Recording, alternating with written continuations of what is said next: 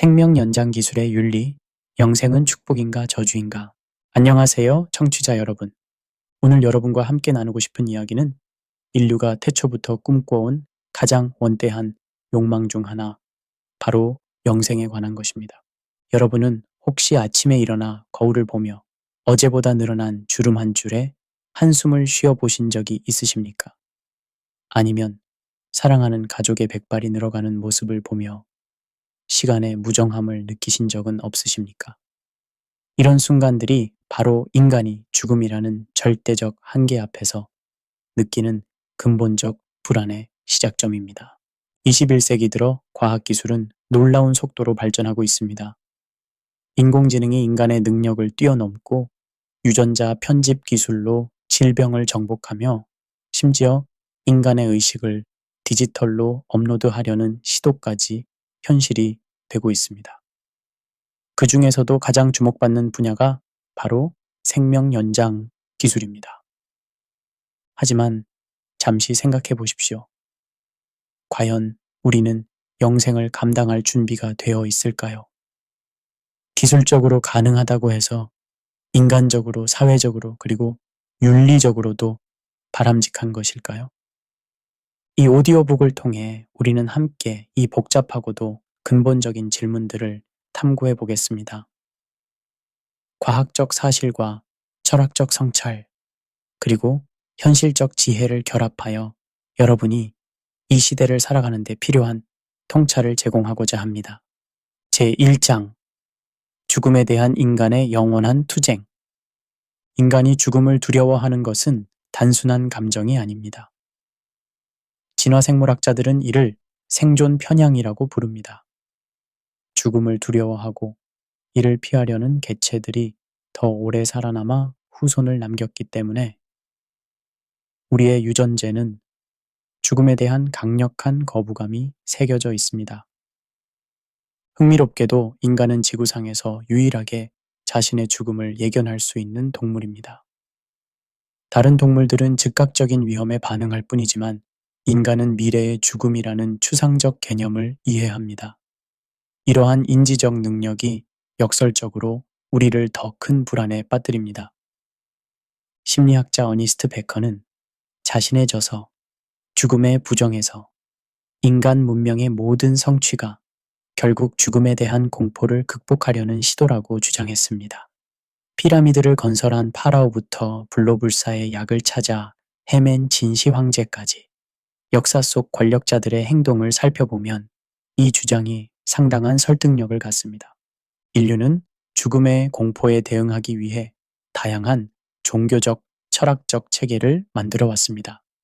기독교의 영생, 힌두교의 윤회, 불교의 열반, 그리스 철학의 영혼, 불멸설 등은 모두 죽음 너머의 연속성을 약속합니다. 특히 플라톤은 철학을 죽음의 연습이라고 정의했습니다.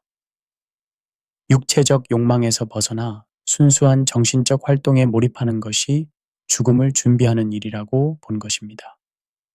반면 에피쿠로스는 죽음은 우리와 무관하다. 우리가 존재할 때 죽음은 없고 죽음이 있을 때 우리는 없다며 죽음 공포의 무의미함을 역설했습니다. 여기서 약간의 냉소적 관점을 덧붙이자면 현대인들은 이런 고전적 지혜를 외면하고 오히려 기술을 통한 물리적 해결책에만 매달리고 있습니다. 마치 스마트폰 앱으로 모든 인생 문제를 해결할 수 있다고 믿는 것처럼 말입니다. 현대사회는 그 어느 때보다 죽음을 철저히 은폐하고 있습니다.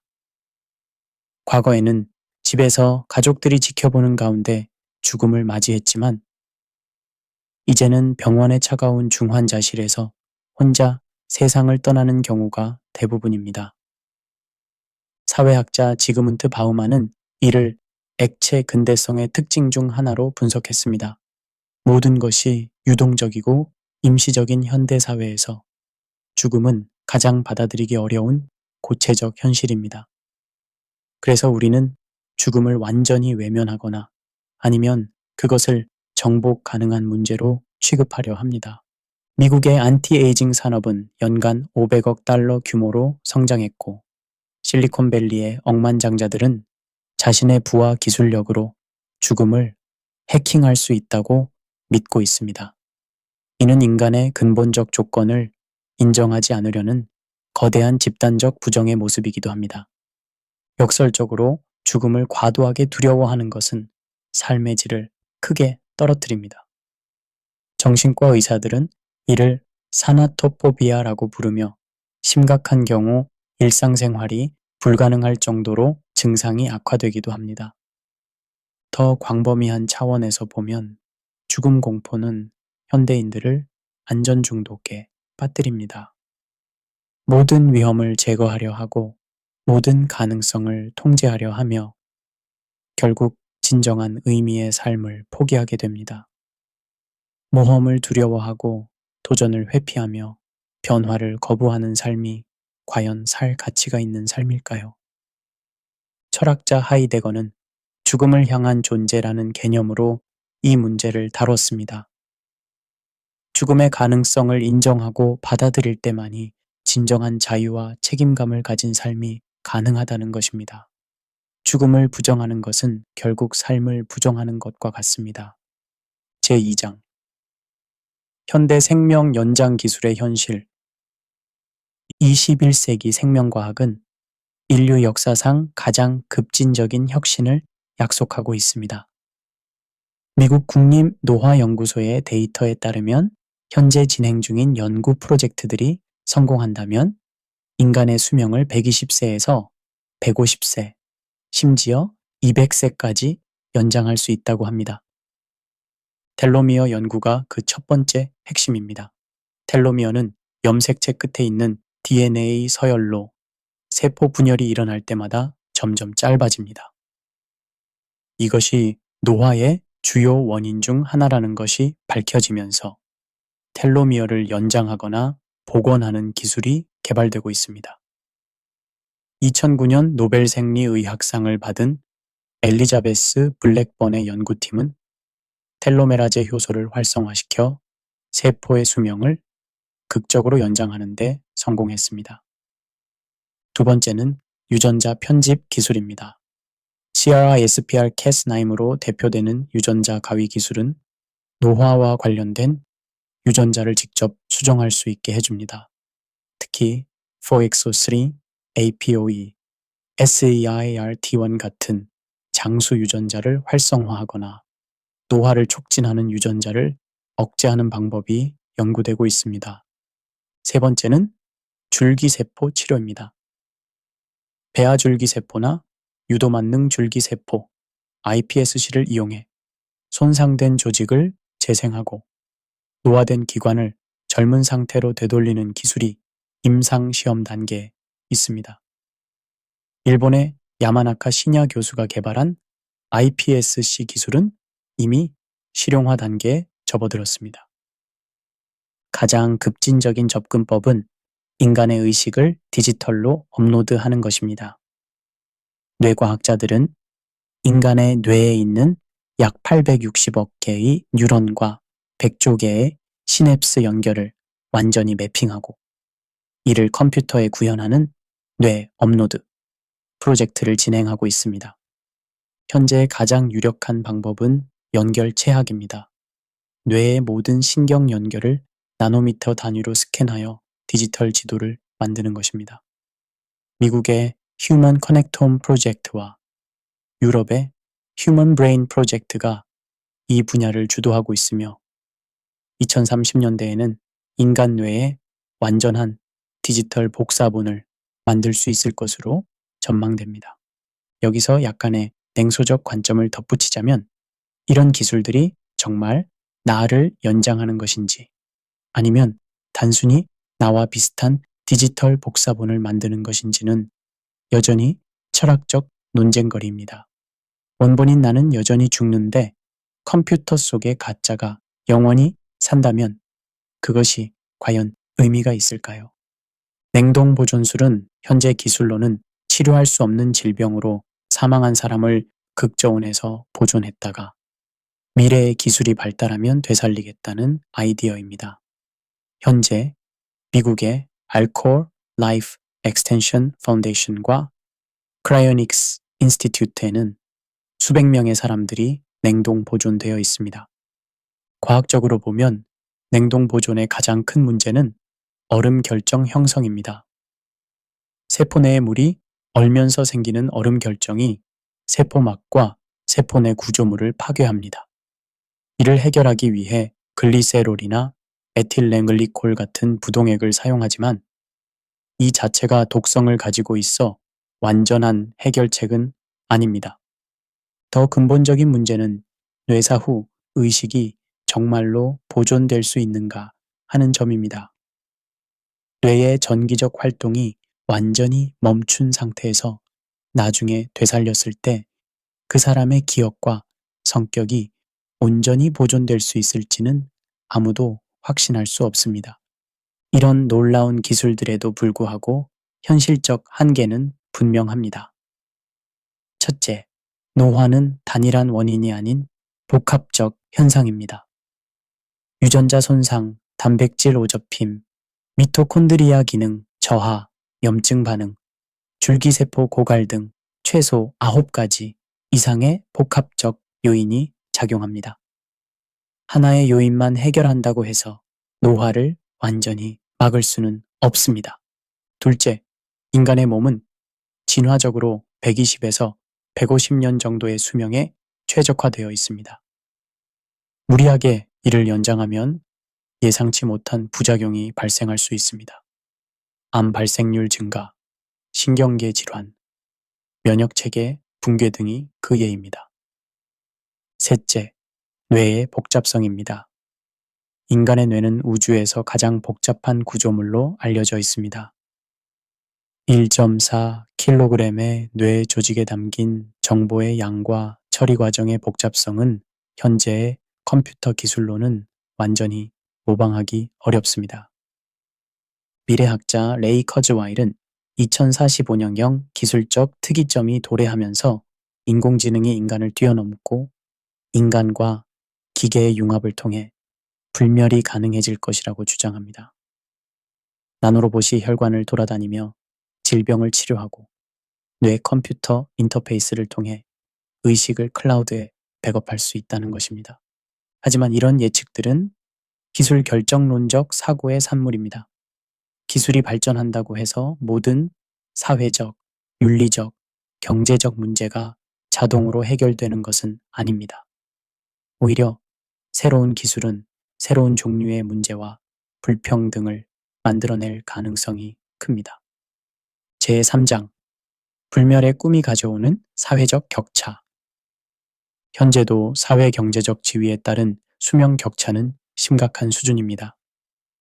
미국 질병통제예방센터의 2023년 데이터에 따르면 최고소득층과 최저소득층 간의 평균 수명 차이는 무려 15년에 달합니다. 이는 교육 수준, 의료 접근성, 생활 환경, 스트레스 수준 등 복합적 요인이 작용한 결과입니다. 생명 연장 기술이 상용화되면 이런 격차는 더욱 극단적으로 벌어질 것입니다. 줄기세포 치료 한 번에 수억 원이 들고 유전자 치료는 수십억 원이 넘는 현실에서 과연 누가 이런 혜택을 누릴 수 있을까요? 결국 부유한 엘리트층만이 200년, 300년을 살면서 권력과 부를 독점하는 새로운 형태의 계급사회가 만들어질 수 있습니다. 경제학자 토마 피케티는 이를 유전적 자본주의라고 명명했습니다. 부모로부터 물려받는 것이 재산뿐만 아니라 수명과 건강까지 포함하게 되면서 사회 이동성은 완전히 차단될 수 있다는 것입니다. 마치 중세 귀족 제도가 과학기술의 옷을 입고 부활하는 것과 같습니다. 현재 한국 사회의 세대 갈등도 심각한 수준입니다. 베이비 부머 세대가 주요 자원을 독점하고 있는 상황에서 이들이 100년, 200년을 더 산다면 어떤 일이 벌어질까요? 젊은 세대는 영원히 기다려야 하는 상황에 놓이게 됩니다. 정치적으로도 심각한 문제가 발생합니다. 민주주의는 세대 교체를 통한 권력의 순환을 전제로 합니다. 하지만 기성세대가 200년간 살면서 정치적 영향력을 유지한다면 사회의 혁신과 변화는 극도로 제한될 것입니다. 이는 정치적 지배층의 영구화를 의미합니다. 여기서 약간의 냉소적 관점을 덧붙이자면 현재도 국회의원 평균 연령이 60세에 육박하는 상황에서 이들이 200세까지 산다고 생각해 보십시오. 20대의 목소리가 정치에 반영될 가능성은 거의 제로에 가까워질 것입니다. 현재의 경제 시스템은 일정한 인구 순환을 전제로 설계되어 있습니다. 은퇴제도, 연금 시스템, 상속세, 경력 개발 등 모든 것이 평균 수명 80세 전후를 기준으로 만들어졌습니다. 만약 사람들이 200년을 산다면 어떤 일이 벌어질까요? 첫째, 연금 시스템은 완전히 붕괴할 것입니다. 40년 일하고 160년간 연금을 받는다는 것은 수학적으로 불가능합니다. 둘째, 노동시장은 포화 상태가 될 것입니다. 새로운 일자리는 창출되지 않는데 기존 인력은 계속 늘어나는 상황입니다. 부동산 시장도 마찬가지입니다. 사람들이 죽지 않으면 주택 공급은 제한되는데 수요는 계속 늘어납니다.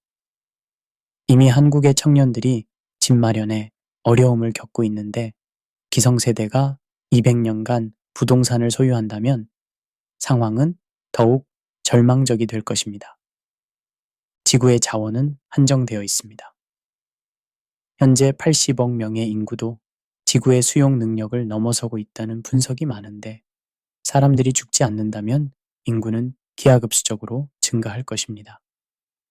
유엔 환경계획의 보고서에 따르면 현재 인류는 지구가 재생할 수 있는 자원의 1.7배를 사용하고 있습니다.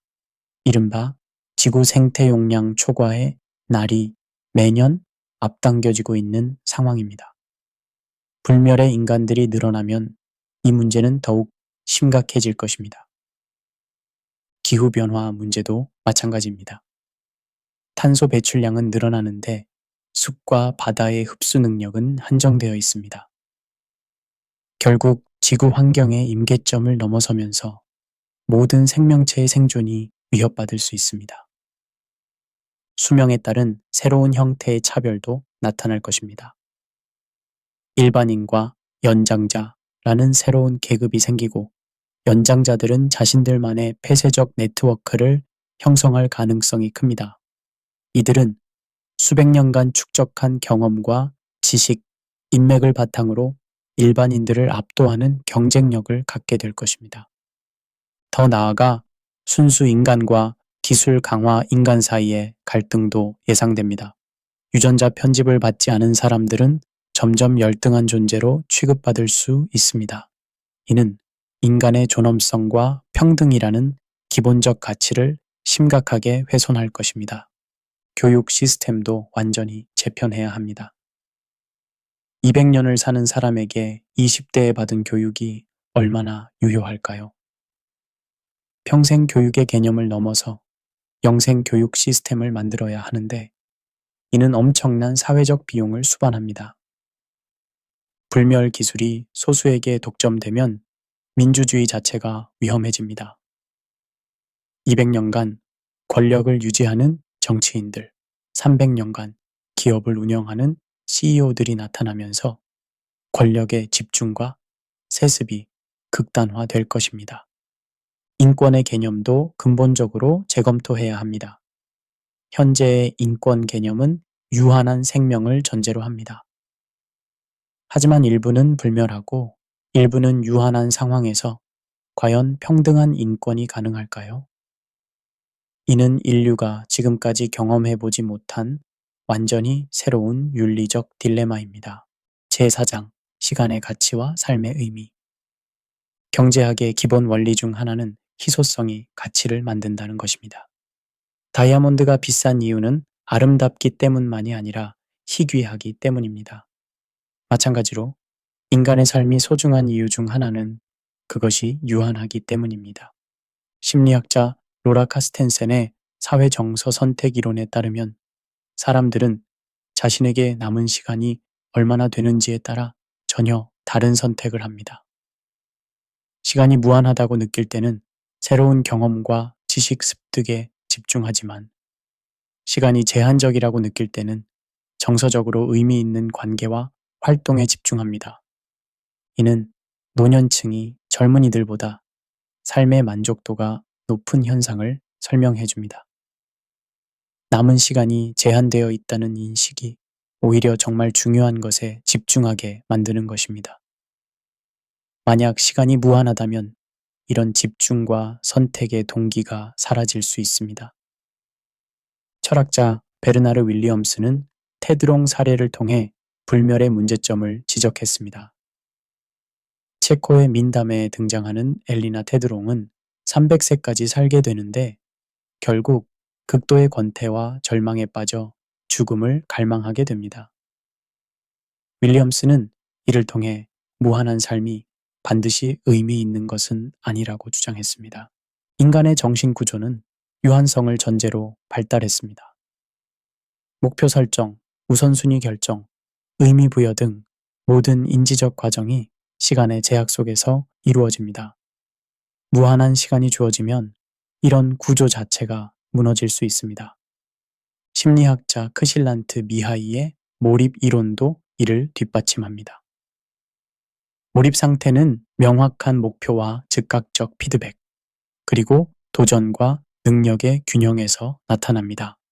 하지만 무한한 시간이 있다면 명확한 목표 설정 자체가 의미를 잃을 수 있습니다. 여기서 약간의 냉소적 관점을 덧붙이자면 현재도 많은 사람들이 단 몇 시간의 여가 시간도 제대로 활용하지 못하고 스마트폰만 들여다보고 있습니다. 이런 사람들에게 200년의 시간이 주어진다면 과연 무엇을 할 수 있을까요? 존재주의 철학자들은 죽음이야말로 인간 존재에 의미를 부여하는 핵심 요소라고 봅니다. 하이데거의 죽음을 향한 존재, 사르트르의 자유와 책임, 까미의 부조리와 반항 등은 모두 유한한 존재로서의 인간이 어떻게 의미를 창조할 수 있는지를 다룹니다. 특히 하이데거는 성우적 결의성이라는 개념을 제시했습니다. 자신의 죽음 가능성을 진정으로 받아들일 때만이 진정한 자기 자신이 될 수 있다는 것입니다. 죽음의 가능성이 제거되면 이런 실존적 각성도 불가능해집니다. 의학 윤리학자 렁카스는 이를 더 구체적으로 설명합니다. 인간의 생애 주기 자체가 의미를 만드는 구조라는 것입니다. 유년기의 순수함, 청년기의 열정, 중년기의 책임감, 노년기의 지혜는 모두 유한한 시간 안에서만 의미를 갖습니다. 인간관계도 시간의 제약 속에서 그 의미를 갖습니다. 배우자와의 죽음이 우리를 갈라놓을 때까지 라는 서약은 단순한 수사가 아닙니다. 제한된 시간 안에서 함께 하겠다는 약속이기 때문에 그 의미가 깊은 것입니다. 사랑하는 사람과의 이별의 아픔, 가족을 잃은 슬픔, 친구와의 추억 등은 모두 시간의 유한성과 밀접한 관련이 있습니다. 만약 모든 사람이 영원히 산다면 이런 감정들의 의미는 어떻게 될까요? 심리학자 로이 바이마이스터의 연구에 따르면 인간은 의미의 욕구라는 근본적 동기를 가지고 있습니다. 이 의미는 목적성, 정당성, 효능감, 자기 가치감의 4가지 요소로 구성되는데 모두 시간의 제약과 관련이 있습니다. 역사상 가장 위대한 창조적 업적들은 대부분 시간의 압박 속에서 나왔습니다. 모차르트의 레퀴엠, 다 빈치의 작품들, 아인슈타인의 상대성 이론 등은 모두 유한한 생명을 가진 인간이 시간과의 경쟁 속에서 만들어낸 결과물입니다. 만약 이들이 무한한 시간을 가졌다면 같은 강도의 창조적 에너지를 발휘할 수 있었을까요? 마감 시한이 없는 프로젝트가 얼마나 비효율적인지는 누구나 경험해 봤을 것입니다.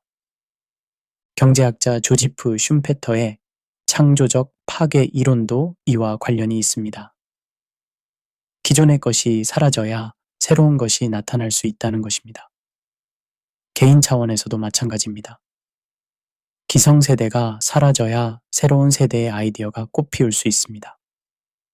종교와 영성의 관점에서도 죽음은 중요한 의미를 갖습니다. 기독교의 영생은 단순히 시간의 연장이 아니라 질적으로 다른 차원의 존재를 의미합니다. 불교의 열반도 개별적 존재의 소멸을 통한 궁극적 해탈을 뜻합니다.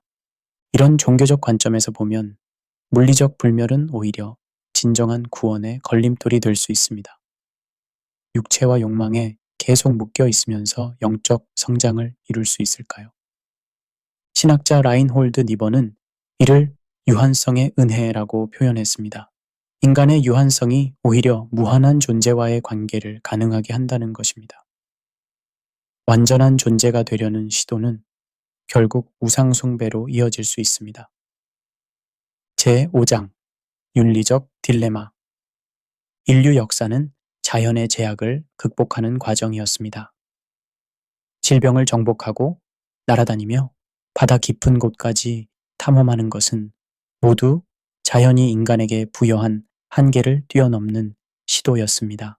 그렇다면 죽음이라는 자연의 법칙에 도전하는 것도 인간 본성의 자연스러운 발현일까요?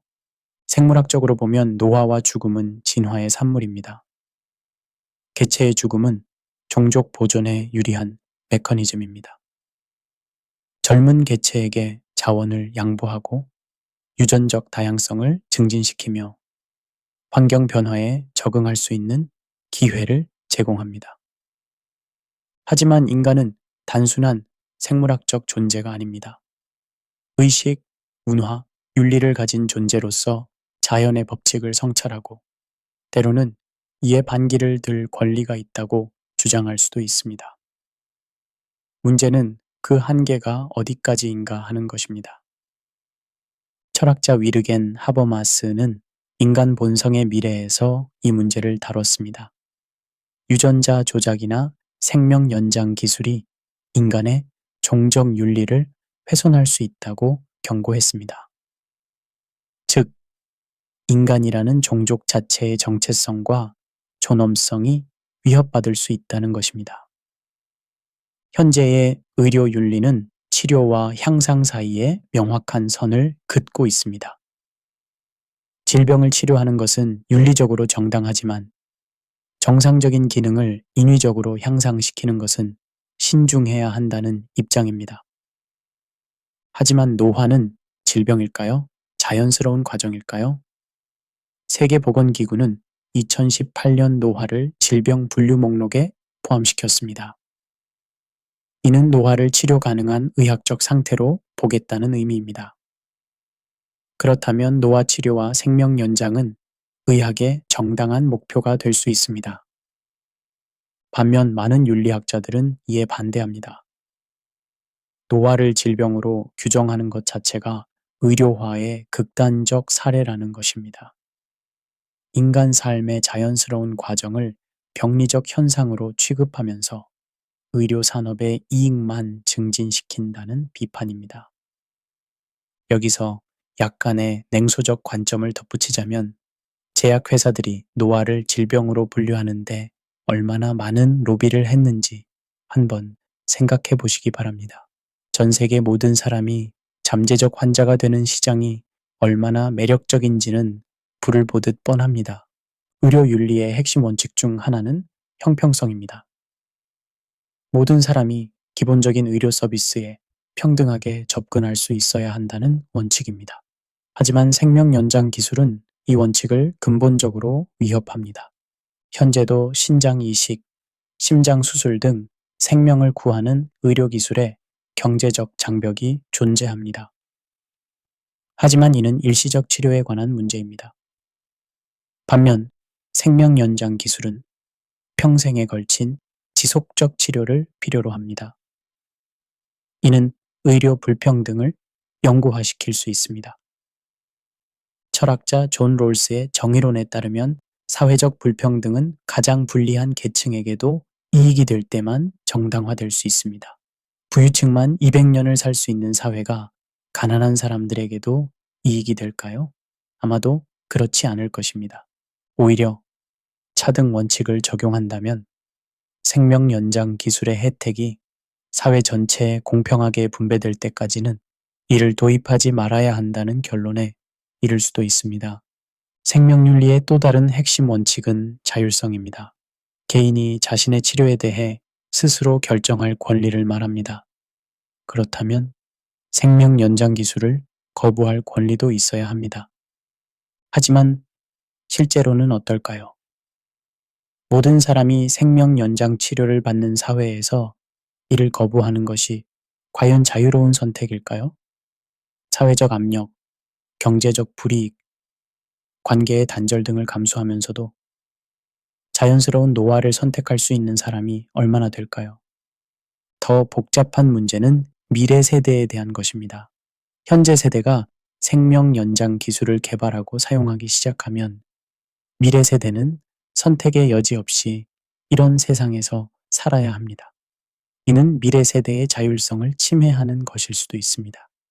칸트의 윤리학에서 인간 존엄성은 인간이 단순한 수단이 아닌 그 자체로 목적이라는 데서 나옵니다. 하지만 생명 연장 기술은 인간을 개선 가능한 존재, 최적화의 대상으로 보는 관점을 전제합니다. 이는 인간관의 근본적 변화를 의미합니다. 전통적으로 인간은 주어진 존재였습니다. 태어날 때의 유전자, 수명, 능력을 받아들이고 그 안에서 최선을 다하는 것이 인간의 덕목이었습니다. 하지만 이제 인간은 선택하고 설계할 수 있는 존재가 되고 있습니다. 유전자를 편집하고 수명을 연장하며 능력을 향상시킬 수 있다면 과연 자연스러운 인간이라는 개념이 남아있을까요? 주요 종교들은 생명 연장 기술에 대해 엇갈린 입장을 보입니다. 기독교 내에서도 보수파는 인간이 하나님의 영역을 침범하는 것이라며 반대하는 반면 진보파는 하나님이 주신 지혜와 능력을 선용하는 것이라며 찬성합니다. 이슬람교는 일반적으로 생명 보존을 중시하므로 치료 목적의 기술은 허용하지만 자연스러운 삶의 과정을 인위적으로 조작하는 것에는 신중한 입장입니다. 불교는 집착과 욕망의 관점에서 이 문제를 봅니다. 생명에 대한 과도한 집착이 오히려 깨달음을 방해할 수 있다고 봅니다. 힌두교는 윤회와 카르마의 관점에서 이 문제를 다룹니다. 인위적으로 생명을 연장하는 것이 자연스러운 영혼의 여정을 방해할 수 있다고 봅니다. 이런 종교적 다양성은 다원주의 사회에서 생명 연장 기술의 도입을 더욱 복잡하게 만듭니다. 종교의 자유와 과학 기술의 발전 사이에서 어떤 균형점을 찾을 수 있을까요? 환경윤리학에서 나온 예방 원칙을 생명 연장 기술에도 적용할 수 있습니다. 잠재적 위험이 확실하지 않더라도 심각한 피해 가능성이 있다면 신중하게 접근해야 한다는 원칙입니다. 생명 연장 기술의 장기적 영향은 아무도 예측할 수 없습니다. 개인의 정신 건강, 사회 구조의 변화, 환경에 미치는 영향, 인간 종족의 진화 등 모든 것이 불확실합니다. 그렇다면 인류 전체를 대상으로 한 거대한 실험을 시작하기 전에 충분한 연구와 토론이 필요하지 않을까요? 특히 되돌릴 수 없는 변화일 가능성이 높기 때문에 더욱 신중해야 합니다. 제6장 정신적 준비 없는 영생의 위험. 심리학자들이 가장 우려하는 것은 무한한 시간이 가져올 수 있는 정신적 부작용입니다. 인간의 뇌는 새로움과 변화에 반응하도록 설계되어 있습니다. 도파민 시스템은 예상보다 좋은 일이 일어났을 때 활성화되며 이것이 동기와 즐거움의 원천이 됩니다. 하지만 200년, 300년을 살면서 경험할 수 있는 모든 것을 경험한다면 어떻게 될까요? 새로운 음식, 새로운 장소, 새로운 사람들과의 만남도 결국 반복의 패턴에 빠질 것입니다. 프랑스 철학자 가브리엘 마르셀이 말한 존재의 권태가 극단적 형태로 나타날 수 있습니다. 실제로 현재도 평균 수명이 늘어나면서 노년기 우울증이 심각한 사회 문제가 되고 있습니다. 한국의 65세 이상 노인 자살률은 OECD 국가 중 1위입니다. 젊을 때의 목표와 의미를 상실한 채 연장된 시간을 견디지 못하는 것입니다. 여기서 약간의 냉소적 관점을 덧붙이자면 현재도 주말 이틀을 제대로 보내지 못해 일요병에 시달리는 사람들이 무수히 많습니다. 이런 상황에서 200년의 주말을 어떻게 보낼 수 있을까요? 인간의 기억 용량은 무한하지 않습니다. 신경과학자들의 연구에 따르면 장기 기억의 형성과 유지에는 물리적 한계가 있습니다. 200년간 축적된 기억들이 서로 간섭하면서 정체성의 혼란을 일으킬 수 있습니다. 더 심각한 문제는 기억의 선택성입니다. 인간은 의미 있는 기억은 강화하고 불필요한 기억은 망각하는 메커니즘을 가지고 있습니다. 하지만 200년의 경험 중에서 무엇이 의미 있고 무엇이 불필요한지 어떻게 판단할 수 있을까요? 철학자 데렉 파핏의 개인 정체성 이론에 따르면 우리가 같은 사람이라고 느끼는 것은 기억의 연속성 때문입니다. 하지만 극도로 긴 시간이 흐르면서 초기 기억들이 사라진다면 200세의 나와 20세의 나는 과연 같은 사람일까요? 인간관계도 시간이 지나면서 피로감을 누적시킵니다. 부부 상담사들이 흔히 접하는 문제 중 하나가 더 이상 할 말이 없다는 것입니다. 50년을 함께 산 부부도 이런 어려움을 겪는데 200년을 함께 살 수 있을까요? 더 나아가 사랑하는 사람들과의 이별도 문제입니다. 생명 연장 기술을 받지 않은 사람들은 자연스럽게 세상을 떠날 것입니다. 수십 번, 수백 번의 이별을 경험하면서도 정신적 건강을 유지할 수 있을까요? 심리학자 존 볼비의 애착 이론에 따르면 인간은 안정적 관계를 통해 정서적 안정감을 얻습니다. 하지만 계속해서 사랑하는 사람들을 잃는 경험은 애착 외상을 누적시킬 수 있습니다. 반대로 모든 사람이 불멸한다면 어떨까요? 싫어하는 사람, 원수, 전 연인들과도 영원히 같은 세상에서 살아야 합니다. 용서와 화해가 불가능한 관계들이 영원히 지속되는 것도 큰 스트레스가 될 것입니다. 심리학자 빅터 프랭클은 나치 수용소 경험을 바탕으로 의미치료법을 개발했습니다. 인간이 극한 상황에서도 견딜 수 있는 것은 삶의 의미와 목적이 있기 때문이라는 것입니다. 하지만 무한한 시간 앞에서 과연 어떤 목적과 의미를 설정할 수 있을까요? 현재 우리가 세우는 대부분의 목표들은 유한한 시간을 전제로 합니다. 30대까지 결혼하기, 40대까지 집 마련하기, 60세에 은퇴하기 등등. 이런 목표들이 무의미해지면 삶의 동력도 사라질 것입니다. 스포츠나 게임이 재미있는 이유도 명확한 규칙과 제한 시간이 있기 때문입니다.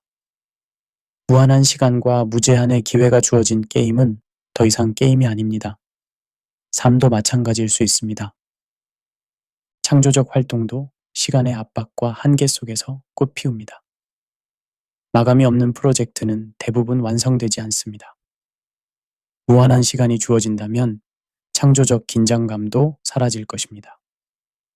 더 나아가 200년을 산 사람의 창작물이 20년을 산 사람의 그것과 어떻게 다를까요? 경험의 축적이 반드시 창조성의 향상으로 이어지지는 않습니다. 오히려 과도한 경험이 참신함과 순수함을 해칠 수도 있습니다. 예술사를 보면 많은 위대한 작품들이 젊은 시절에 나왔습니다.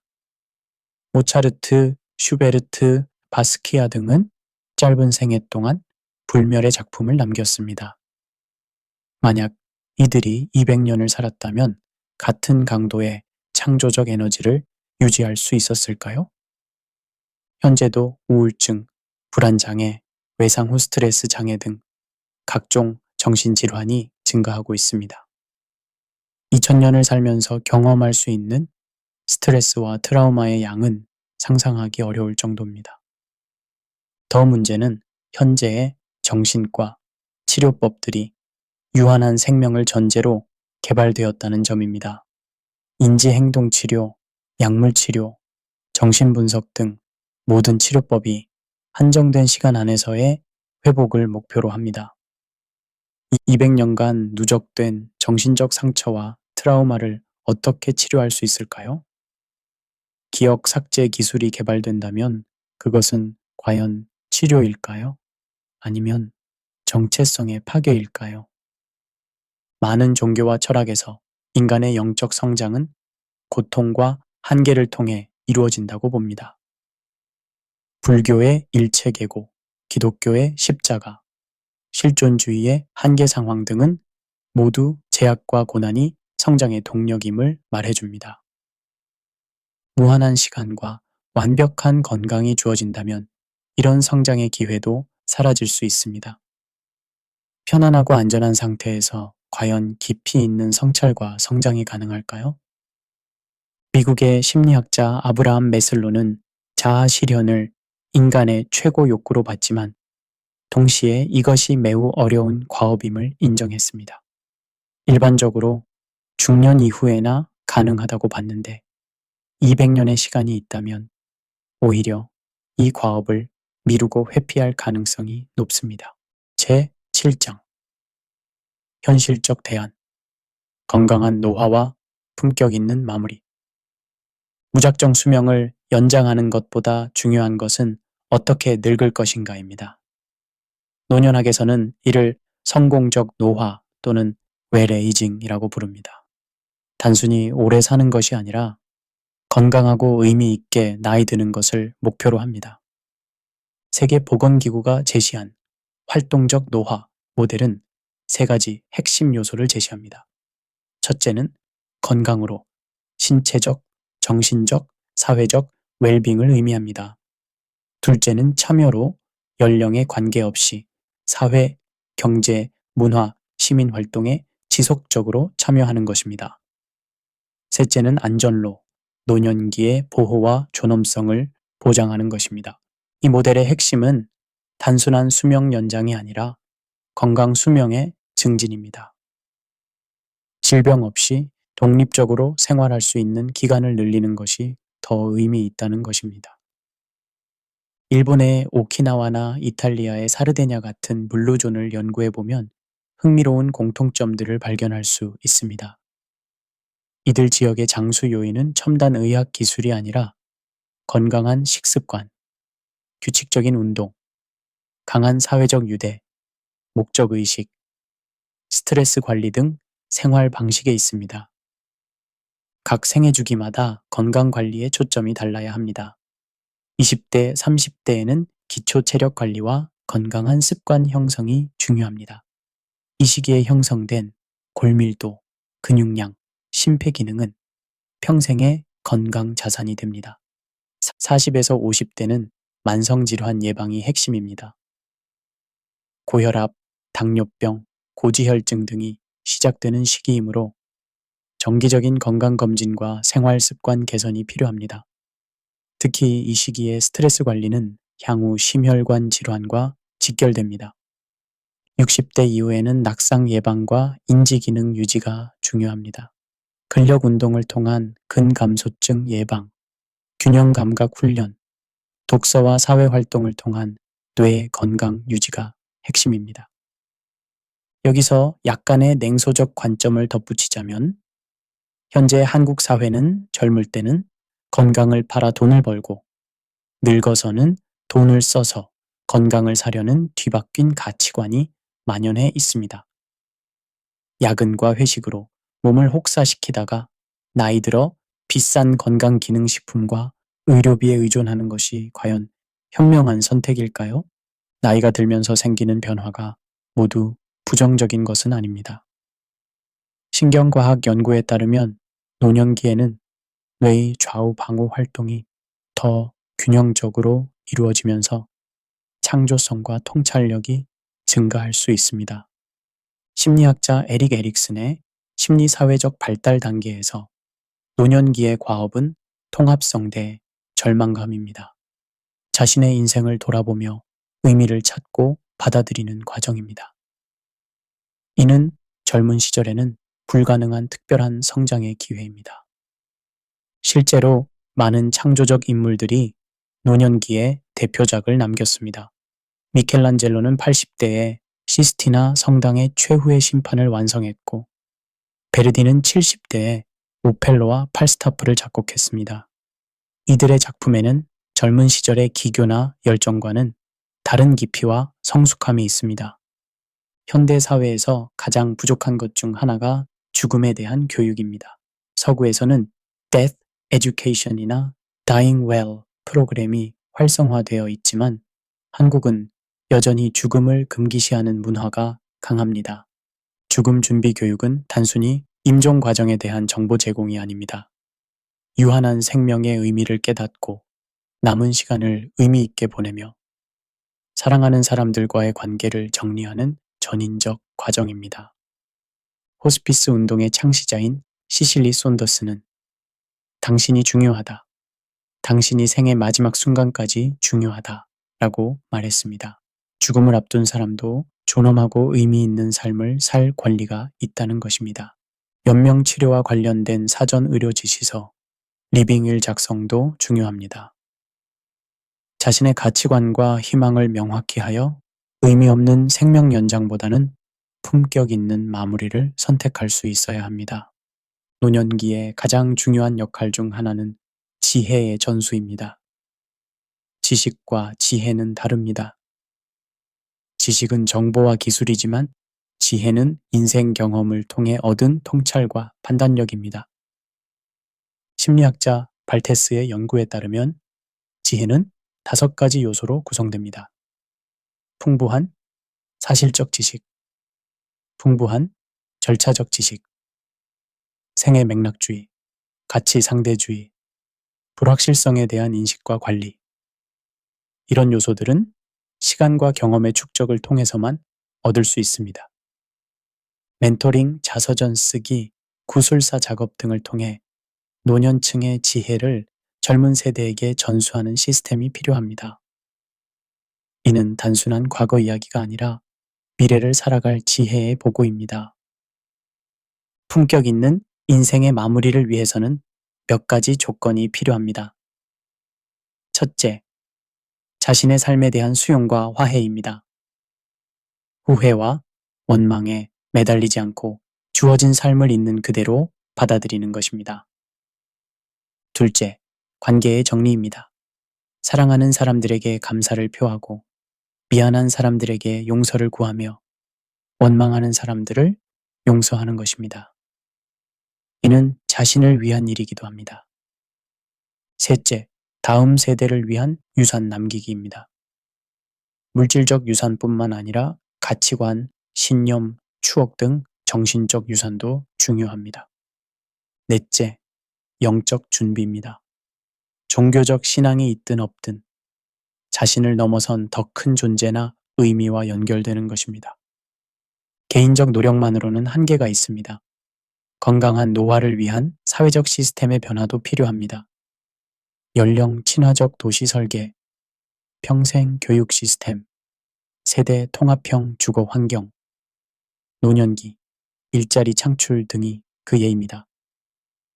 특히 한국처럼 급속한 고령화를 겪는 사회에서는 노인을 부양의 대상이 아닌 사회 참여의 주체로 보는 관점 전환이 필요합니다. 노인의 경험과 지혜를 활용할 수 있는 새로운 역할과 기회를 창출해야 합니다. 제8장 동양의학과 활법. 동양의학은 서양의학과 근본적으로 다른 생명관을 가지고 있습니다. 서양의학이 질병을 정복하고 신체를 기계처럼 수리하는 접근법을 취한다면 동양의학은 생명력의 순환과 균형을 중시합니다. 한의학의 핵심 개념인 기는 단순한 에너지가 아닙니다. 이는 생명 활동을 유지하고 조절하는 근본적 원리입니다. 기의 순환이 원활하면 건강하고 막히거나 부족하면 질병이 발생한다고 봅니다. 음양오행 이론도 마찬가지입니다. 우주의 모든 현상은 음양의 상호작용과 오행의 순환으로 설명됩니다. 인체도 이런 자연의 법칙을 따르므로 자연과의 조화를 통해 건강을 유지해야 한다는 것입니다. 이런 관점에서 보면 무작정 생명을 연장하는 것은 자연의 순리에 어긋납니다. 봄에 태어나 여름에 성장하고 가을에 결실을 맺으며 겨울에 쉬는 것이 자연의 순환입니다. 인간의 생명도 이런 순환의 일부로 보는 것이 동양적 지혜입니다. 활법은 한의학의 수기요법 중 하나로 근골격계 질환을 치료하는 기법입니다. 활은 살린다는 뜻으로 막히고 굳어진 것을 풀어서 생명력을 되살린다는 의미입니다. 활법의 핵심 원리는 이근치골입니다. 뼈의 문제를 근육으로 치료한다는 뜻입니다. 서양 의학이 뼈나 관절 자체에 집중한다면 활법은 주변 근육과 인대의 균형을 맞춰서 뼈가 제자리를 찾도록 유도합니다. 또 다른 원리는 선동후정입니다. 먼저 움직이게 한 다음 고정한다는 의미입니다. 강제로 뼈를 맞추는 것이 아니라 근육의 긴장을 풀어서 자연스럽게 정렬되도록 하는 것입니다. 활법의 가장 큰 특징은 환자의 자연 치유력을 극대화한다는 점입니다. 외부에서 인위적으로 고치는 것이 아니라 몸 스스로 치유할 수 있는 환경을 만들어주는 것입니다. 여기서 약간의 냉소적 관점을 덧붙이자면 현대인들은 조금만 아파도 즉시 약물이나 수술에 의존하려 합니다. 마치 컴퓨터 문제가 생기면 무조건 포맷하고 새로 설치하려는 것과 같습니다. 하지만 때로는 간단한 재부팅이나 설정 조정만으로도 문제가 해결될 수 있습니다. 활법 치료를 받으면 단순히 근골격계 증상만 개선되는 것이 아닙니다. 기혈순환이 원활해지면서 전신의 면역력이 강화됩니다.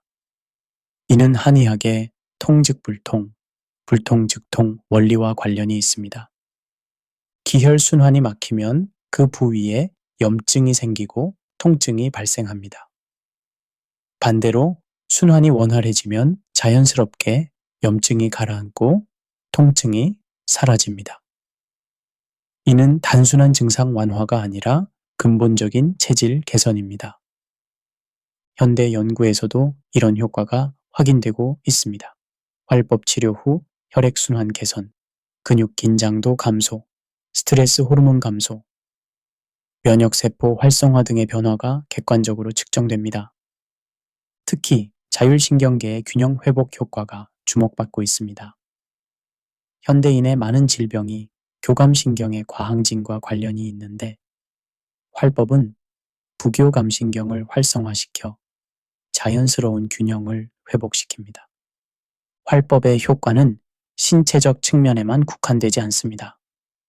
몸과 마음은 분리될 수 없으므로 신체의 균형 회복은 정신 건강에도 긍정적 영향을 미칩니다. 특히 목과 어깨 부위의 긴장 완화는 뇌혈류 개선과 직결됩니다. 현대인들이 컴퓨터와 스마트폰 사용으로 인해 경추와 흉추의 정렬이 틀어지는 경우가 많은데 이는 뇌로 가는 혈류를 방해합니다. 활법으로 목과 어깨의 긴장을 풀어주면 뇌 혈류가 개선되면서 집중력 향상, 두통 완화, 수면의 질 개선 등의 효과가 나타납니다. 이는 단순한 마사지나 물리치료와는 차원이 다른 접근법입니다. 또한 활법은 신체의 중심축을 바로잡아줍니다. 척추와 골반의 정렬이 개선되면 몸의 안정감이 증가하고 이는 심리적 안정감으로 이어집니다. 몸이 바로 서면 마음도 바로 선다는 동양의 지혜가 과학적으로 입증되는 것입니다. 활법의 가장 큰 장점은 예방 효과입니다. 질병이 발생한 후 치료하는 것보다 미리 예방하는 것이 더 중요하다는 침이병 개념이 활법의 핵심입니다. 정기적인 활법 관리를 받으면 몸의 미세한 불균형을 조기에 발견하고 교정할 수 있습니다. 이는 마치 자동차의 정기 점검과 같습니다. 작은 문제를 미리 해결하면 큰 고장을 예방할 수 있습니다. 특히 현대인들의 생활 패턴을 고려할 때 활법의 예방적 관리는 더욱 중요합니다. 장시간 앉아서 일하는 직장인, 스마트폰을 많이 사용하는 학생, 반복적인 동작을 하는 운동선수 등 모두 특정 부위에 지속적인 스트레스를 받습니다. 이런 누적된 스트레스를 정기적으로 해소해주지 않으면 결국 만성질환으로 발전합니다. 활법은 이런 문제를 근본적으로 예방할 수 있는 효과적인 방법입니다. 활법의 또 다른 특징은 개인별 체질과 상태에 맞춘 치료입니다. 같은 증상이라도 사람마다 원인과 치료법이 다를 수 있습니다. 이는 한의학의 동병이치, 이병동치 원리입니다. 예를 들어 요통이 있는 두 사람이 있다고 가정해 봅시다. 한 사람은 신장 기능 저하로 인한 것이고 다른 사람은 스트레스로 인한 근육 긴장이 원인일 수 있습니다. 활법에서는 이런 차이를 정확히 진단하고 각각에 맞는 치료를 적용합니다. 이런 개인 맞춤형 접근법은 단순히 증상만 완화하는 것이 아니라 근본 원인을 해결합니다. 따라서 재발률이 낮고 지속적인 효과를 기대할 수 있습니다. 활법은 현대의학을 배척하는 것이 아니라 보완하는 역할을 합니다. 급성 외상이나 감염성 질환 등은 현대의학의 개입이 필요하지만 만성 질환이나 기능성 장애에서는 활법이 더 효과적일 수 있습니다. 특히 현대의학이 잘 다루지 못하는 미병 상태에서 활법의 역할이 중요합니다. 아직 질병으로 진단되지는 않았지만 몸의 불편감이나 피로감을 느끼는 상태에서 활법은 탁월한 효과를 보입니다. 많은 의료진들도 이제 통합의학의 중요성을 인식하고 있습니다. 서양의학의 정확한 진단과 한의학의 전인적 치료를 결합하면 더 완전한 치료가 가능합니다. 활법 치료와 함께 중요한 것은 일상생활에서의 자가 관리입니다. 올바른 자세, 규칙적인 운동, 적절한 휴식 등이 치료 효과를 지속시키고 재발을 예방하는 핵심입니다. 활법에서 제시하는 자가 관리법은 복잡하지 않습니다. 간단한 스트레칭, 올바른 호흡법, 자세 교정 등 일상에서 쉽게 실천할 수 있는 방법들입니다. 특히 동정의 조화가 중요합니다. 적당히 움직이고 적당히 쉬는 것, 긴장과 이완의 균형을 맞추는 것이 건강한 삶의 핵심입니다. 현대 사회는 극단적인 생활 패턴을 강요합니다. 과도한 업무 스트레스나 운동 부족, 불규칙한 식사 등이 그 예입니다. 활법은 이런 불균형을 바로잡아 자연스러운 리듬을 회복하도록 도와줍니다. 결론, 진정한 영생을 향하여 지금까지 우리는 생명 연장 기술의 가능성과 한계, 그리고 그것이 인간과 사회에 미칠 영향에 대해 살펴보았습니다. 과학기술의 발전으로 인간의 수명을 크게 연장하거나 심지어 불멸에 이르는 것이 기술적으로 가능해지고 있습니다. 하지만 이 모든 논의를 통해 명확해진 것은 기술적 불멸이 인간이 진정으로 추구해야 할 목표가 아니라는 점입니다. 단순히 시간을 연장하는 것만으로는 삶의 의미와 가치를 보장할 수 없습니다. 오히려 무분별한 생명 연장은 개인적, 사회적 차원에서 심각한 문제들을 야기할 수 있습니다. 기술이 모든 문제를 해결해 줄 것이라는 믿음은 현대인의 가장 큰 착각 중 하나입니다. 스마트폰이 우리를 더 행복하게 만들어줬나요? 소셜미디어가 인간관계를 더 깊게 만들어줬나요? 기술은 도구일 뿐이며 그 도구를 어떻게 사용하느냐는 인간의 지혜에 달려 있습니다. 여기서 약간의 냉소적 관점을 덧붙이자면 현재도 많은 사람들이 하루 24시간을 제대로 활용하지 못하고 있습니다. 의미 없는 영상을 보고 소모적인 논쟁에 시간을 낭비하며 진정으로 중요한 것들을 미루고 있습니다. 이런 사람들에게 200년의 시간이 주어진다고 해서 갑자기 현명해질까요? 역설적으로 진정한 영생은 무한한 시간이 아니라 유한한 시간 속에서 무한한 의미를 발견하는 것입니다. 시간의 제약이 있기 때문에 우리는 선택하고 집중하고 의미를 부여할 수 있습니다. 철학자 엠마누엘 레비나스는 타인의 얼굴과의 만남에서 진정한 무한성을 발견할 수 있다고 말했습니다. 사랑하는 사람과의 깊은 관계, 어려운 이웃에 대한 배려, 다음 세대를 위한 희생 등에서 시간을 초월한 가치를 경험할 수 있다는 것입니다. 예술 작품도 마찬가지입니다. 베토벤의 9번 교향곡은 200년이 지난 지금도 사람들의 마음을 움직입니다. 반 고흐의 그림은 그가 죽은 지 130년이 지났지만 여전히 생생한 감동을 줍니다. 이들의 육체는 사라졌지만 그들이 창조한 아름다움은 영원히 남아 있습니다. 부모가 자녀에게 전해주는 사랑과 가치관, 교사가 제자에게 물려주는 지혜, 선배가 후배에게 남기는 경험담 등은 모두 시간을 초월한 영향력을 갖습니다. 이런 정신적 유산이야말로 진정한 의미의 불멸입니다. 진정한 용기는 죽음을 두려워하지 않는 것이 아니라 죽음을 받아들이면서도 최선을 다해 사는 것입니다. 소크라테스는 독배를 마시기 전 제자들에게 말했습니다. 진정한 철학자는 평생 죽음을 연습한다. 이는 죽음을 통해 삶의 의미를 더 깊이 이해할 수 있다는 뜻입니다. 현대 호스피스 운동을 통해서도 이런 지혜를 확인할 수 있습니다.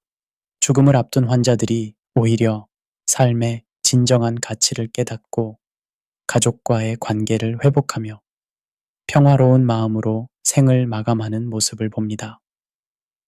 이들은 시간은 짧지만 그 시간을 온전히 살아냅니다. 죽음을 받아들인다는 것은 체념이 아닙니다. 오히려 주어진 시간의 소중함을 인식하고 더 집중적이고 의미 있게 살겠다는 적극적 의지입니다.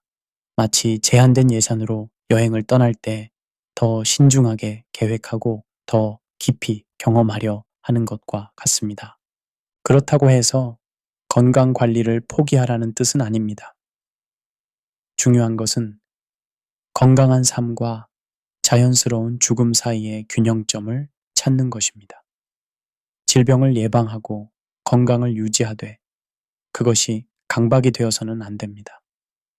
앞서 살펴본 활법과 동양의학의 접근법이 좋은 예시입니다. 자연스러운 생명력을 회복하고 몸과 마음의 균형을 맞추면서도 무리한 연장을 추구하지 않는 지혜입니다. 이는 기술에 의존하기보다는 자연의 치유력을 신뢰하는 접근법입니다. 운동도 마찬가지입니다. 건강 유지를 위한 적절한 운동은 필요하지만 젊음을 붙잡기 위한 강박적 운동은 오히려 해로울 수 있습니다.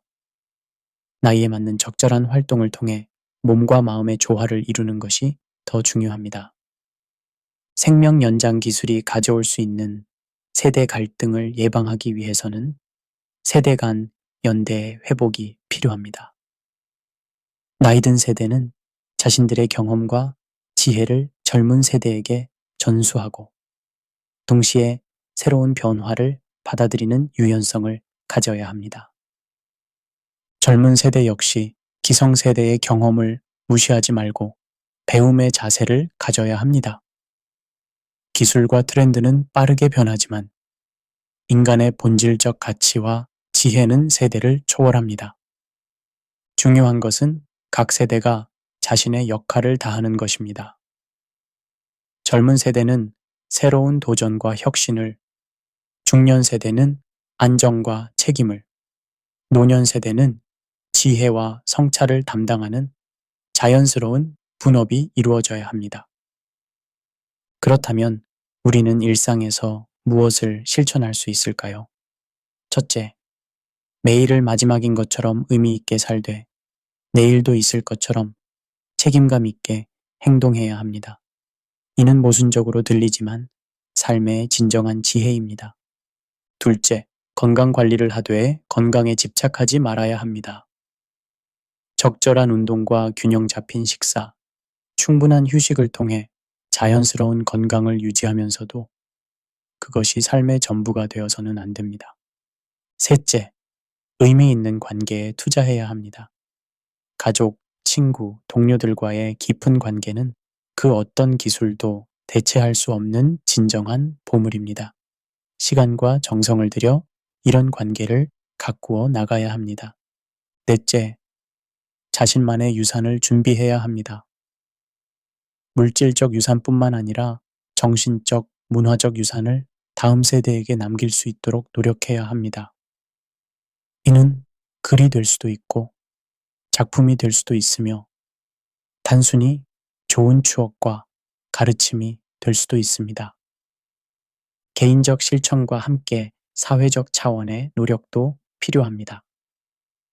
생명 연장 기술의 개발과 적용에 있어서 신중한 사회적 합의가 이루어져야 합니다. 기술의 혜택이 소수에게 독점되지 않도록 하는 제도적 장치가 필요합니다. 무엇보다 죽음에 대한 사회적 인식의 변화가 필요합니다. 죽음을 실패나 패배로 보는 시각에서 벗어나 자연스러운 삶의 완성으로 받아들이는 문화를 만들어야 합니다. 호스피스와 완화의료의 확산, 웰다잉 교육의 활성화, 사전의료지시서, 제도의 정착 등을 통해 품격 있는 죽음을 맞을 수 있는 사회적 여건을 조성해야 합니다.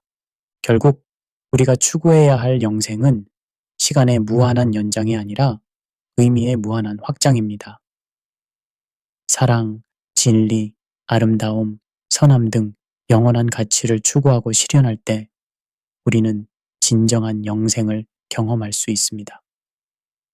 성경은 요한복음 17장 3절에서 2에 대해 명확한 답을 제시합니다.